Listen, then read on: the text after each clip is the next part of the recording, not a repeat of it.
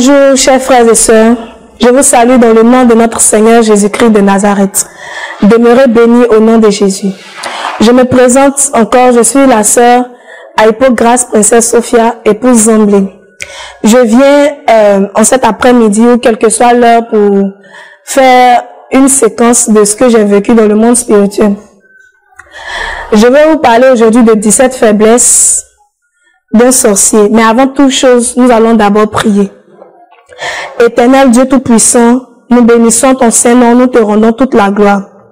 Descends ta sainte présence, descends ta sainte grâce au milieu de nous, car nous ne pouvons rien faire sans toi, et nous ne sommes rien sans toi. Éternel Dieu Tout-Puissant, mets les mots dans ma bouche et permets que je n'oublie rien pour la seule gloire de ton nom. Au nom de Jésus, Amen. Amen. Soyez bénis, peuple de Dieu. Ce matin, je vais vous parler des faiblesses d'un sorcier, c'est-à-dire ce qui affaiblit le sorcier de façon physique, spirituelle, ce qui fait qu'il n'est pas totalement puissant. Les sorciers ne sont pas puissants. Ils vous font croire qu'ils sont puissants alors que c'est tout le contraire. En premier lieu, je vais vous parler de la faiblesse d'un sorcier face à un chrétien qui est véritablement né de nouveau. Il y a la puissance dans un chrétien qui est né de nouveau parce que celui-ci dégage la puissance du Seigneur Jésus. Alors, devant un chrétien né de nouveau, le sorcier n'a aucun pouvoir parce que la personne qui est née de nouveau ne fait plus partie du monde des ténèbres. En deuxième lieu, les sorciers ne veulent pas que leurs secrets soient dévoilés. Un sorcier, il veut toujours travailler dans l'ombre. Il ne veut pas que son secret soit dévoilé. Il ne veut pas qu'on sache qu'il est un sorcier. Lorsque vous voyez un sorcier, il va toujours vous faire croire qu'il est le plus grand prieur. Il prie beaucoup, il est spirituel, il fait des dons, alors que c'est un sorcier. C'est pour camoufler, c'est pour cacher ses œuvres. Les sorciers, lorsqu'ils sont découverts, lorsqu'ils sont mis à nu, ils ont honte. Ils ne veulent surtout pas ça, parce qu'ils préfèrent travailler dans le cachet. Alors que la Bible nous dit que tout ce qui est caché doit être un jour découvert. Il n'y a rien de caché qui ne soit découvert ou mis à nu. Alors le sorcier ne veut surtout pas ça. Il aime travailler dans ce qui est obscur. C'est pour ça qu'il aime travailler la nuit. En troisième position, le sorcier, lorsque son mode opératoire, c'est-à-dire sa manière d'agir est dévoilée, il est affaibli. Le sorcier, il a la force lorsque sa manière d'agir est cachée, c'est-à-dire lorsque il utilise la colère, il utilise la tristesse, il utilise aussi les rapports intimes hors mariage pour vous attaquer. Mais lorsque vous savez cela, il est affaibli et il n'a plus aucun pouvoir. Il n'a plus aucun pouvoir sur vous. En quatrième position, la destruction de leur autel. Lorsque l'autel d'un sorcier est détruit, il se trouve affaibli. Parce que c'est pas cet autel-là qu'il passe pour entrer en contact avec le monde des ténèbres. Alors lorsqu'il n'a plus accès, lorsque vous détruisez l'autel des sorciers, et en même temps, j'aimerais vous dire aussi que les autels des sorciers peuvent se retrouver dans n'importe quel coin de la maison. Un autel de sorcier, il peut utiliser sa chambre pour faire l'autel de sorcellerie. L'arrière-cour de sa maison peut être facilement transformé en hôtel de sorcellerie. Les toilettes, souvent, sont un lieu d'atterrissage des sorciers. Les toilettes. Donc, priez beaucoup dans votre maison. Et aussi les salons, les chambres à coucher, même souvent la cuisine, là où on dépose les plats. C'est souvent utilisé comme point d'atterrissage des sorciers. En cinquième position, les sorciers sont faibles devant la louange et l'adoration. Parce qu'il est écrit que notre Dieu siège dans la louange et l'adoration. Du coup, lorsque nous sommes en véritable adoration, louange ou adoration, les sorciers sont toujours obligés de sortir parce qu'ils ne peuvent pas supporter la présence de Dieu. Ils sont toujours obligés de sortir. Donc, si vous voyez quelqu'un qui n'aime pas la présence du Seigneur, bien aimé, commencez à vous méfier de cette personne. Parce que la louange et l'adoration font descendre Dieu. Du coup, il n'y a pas de place pour les ténèbres. Dans l'atmosphère de louange et l'adoration, les sorciers ne peuvent pas résister. Il y a une forte puissance dans la louange et l'adoration. En 6e lieu, ils sont paralysés par le nom et le sang de Jésus. Lorsqu'un chrétien utilise le nom de Jésus, ça paralyse le sorcier. Parce que le nom de Jésus a reçu le pouvoir et tout genou fléchit devant le nom du Seigneur Jésus. Du coup, lorsque un chrétien sait utiliser le nom de Jésus ou sait utiliser les âmes spirituelles, le sorcier se trouve affaibli. Il n'a pas de pouvoir devant le nom de Jésus. En 7e position, les sorciers sont des peureux. Ils sont beaucoup affaiblis par la peur parce qu'ils vivent en permanence dans la peur d'être découverts. Ils sont arrogants et quand ils rencontrent une certaine résistance de l'autre côté, ils ont peur parce qu'ils ont peur de leur propre vie parce que leur maître est sans pitié. Lorsqu'un sorcier vient vous attaquer et il rencontre le nom de Jésus, il a peur pour sa propre vie, ce qui est une faiblesse. Ils ont tellement peur pour leur propre vie qu'ils ne peuvent pas résister. Du coup, ça devient une faiblesse pour eux. En 8e position, la faiblesse d'un sorcier consiste en ce que le maître Satan est infidèle. Il ne tient pas ses promesses, mais eux, ils ne le savent pas. C'est après, lorsqu'ils échouent ou bien lorsqu'ils rencontrent une difficulté, qu'ils se rendent compte qu'ils ne pouvaient pas compter sur ce dernier. Mais même quand ils rencontrent une difficulté et qu'ils appellent le nom de leur maître Satan, il ne leur répond pas. Ce qui constitue une faiblesse pour le sorcier. Parce que le sorcier ne peut pas compter sur Satan. Il ne peut pas compter sur ses démons. En 9e position, ils sont faibles parce qu'ils sont séparés de Dieu. Tout homme séparé de Dieu est faible. Du coup, un sorcier n'a pas de force parce qu'il est éloigné de Dieu. Et un jour, il ira en enfer parce que il n'a pas accès au trône de Dieu.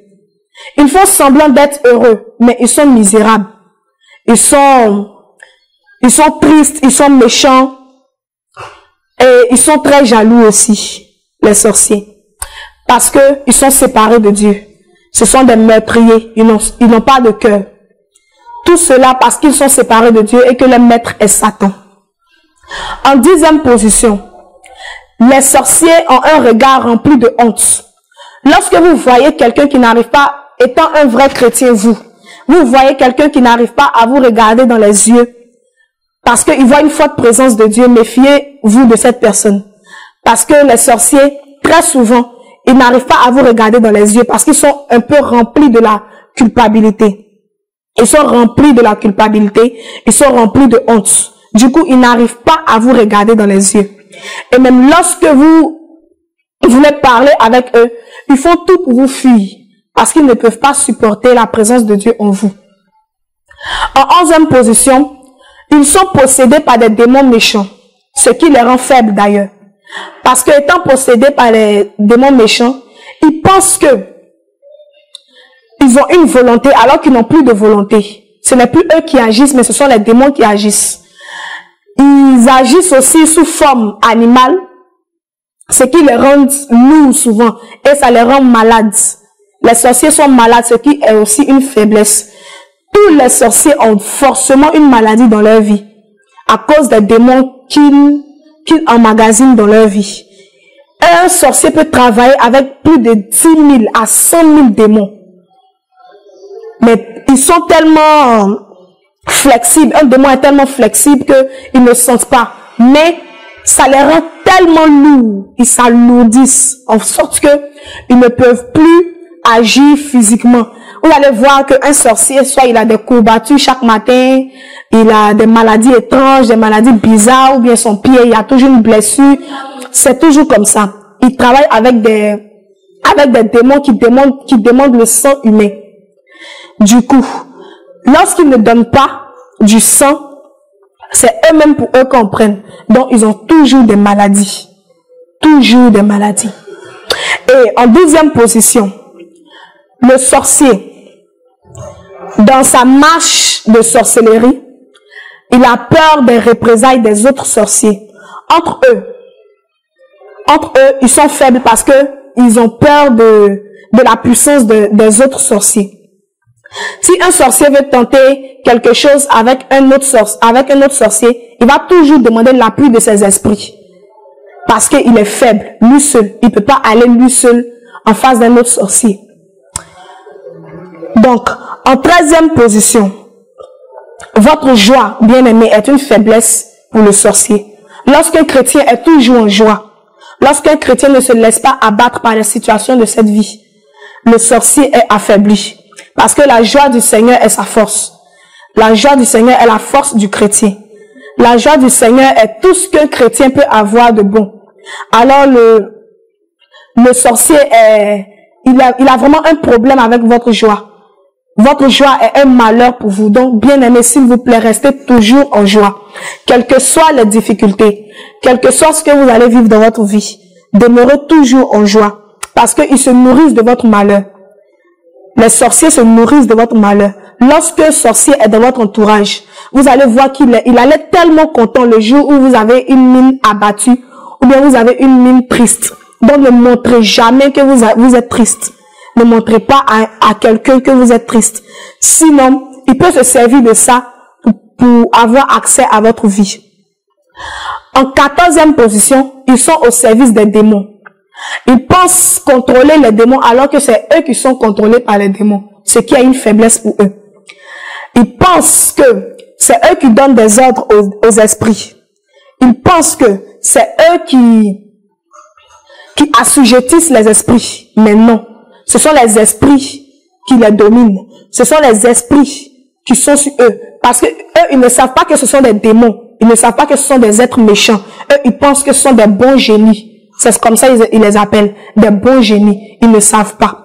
Donc, c'est une faiblesse pour eux. Donc, lorsque vous priez, demandez à Dieu de vous révéler comment un sorcier peut se déclarer. C'est-à-dire, vous priez, vous dites, Seigneur, dans mon entourage, regarde la personne qui est au service des esprits.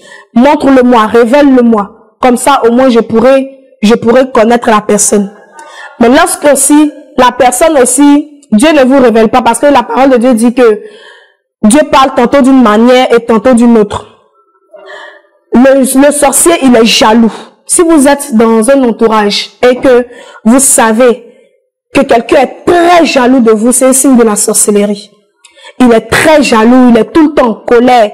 Si quelqu'un est tout le temps en colère, pour un rien il se met en colère, c'est de la sorcellerie. C'est la sorcellerie. La colère, il est triste. Toujours, vous voyez quelqu'un qui est toujours triste, avec de mauvaises pensées, il est toujours triste. C'est un signe de la sorcellerie. Vous saurez alors que Dieu vous a répondu en vous montrant cette personne. En 15e position, les sorciers sont affaiblis par les éléments de la nature. C'est-à-dire souvent, ils veulent aller travailler, mais la pluie arrive. Ou bien, ils veulent aller travailler sous la pluie, mais il y a le soleil. C'est-à-dire, les sorciers ne maîtrisent pas les éléments de la nature. Ils ne peuvent pas contrôler les éléments de la nature. Parce que c'est Dieu qui est le maître de toutes choses. Du coup, cela constitue une faiblesse pour eux. En 16e partie, les sorciers sont aveuglés par la jalousie. Ce qui fait qu'ils ne peuvent pas agir consciemment. Ils font tout par colère, ils font tout par jalousie, ils font tout par haine. Quelqu'un qui est trop haineux, quelqu'un qui est trop méchant, quelqu'un qui est trop orgueilleux souvent. Parce que les sorciers sont très orgueilleux, très arrogants. Donc, quelqu'un qui n'a pas la maîtrise de soi, c'est un signe de la sorcellerie. Et c'est une faiblesse pour lui-même.